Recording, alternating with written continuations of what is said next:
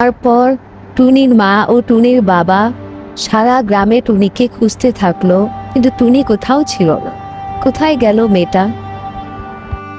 মিতু, ও মিতুর মা, টুনিকে কোথাও দেখেছো? টুনিকে তো পাচ্ছি না। না গো টুনির বাবা, টুনি তো আসেনি এখানে, ওকে তো দেখলাম না। কাকু, টুনি তো আমার সাথে বিকালে খেলাধুলা করলো, কিন্তু তারপর আমি বাড়ি চলে এলাম, কিন্তু টুনি তো আমার সাথে আসেনি। আচ্ছা ঠিক আছে, তাহলে আমি যাই, দেখি আর একটু খুঁজে দেখি আশেপাশে, যদি টুনিকে খুঁজে পাই। পরের দিন টুনির মা দেখলো টুনি গাছের নিচে শুয়ে আছে। এ কি, টুনি এখানে কি করে এলো?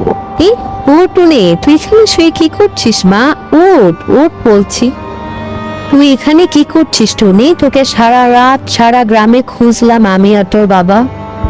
আমি কিছু মনে করতে পারছি না। কালকে আমি যখন মিতুর সাথে খেলতে গেলাম, তখন ওখানে এক বুড়িমা আমাকে একটি চকলেট খেতে দিল।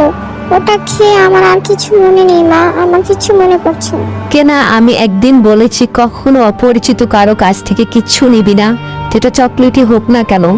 দেখেছিস কালকে কি এক ঘটনা ঘটে যেতে লাগলো। তোকে যদি সে বুড়িমা নিয়ে যেত, কি অবস্থা হতো? আচ্ছা এখন চল, বাসায় তোর বাবাকে অপেক্ষা করছে।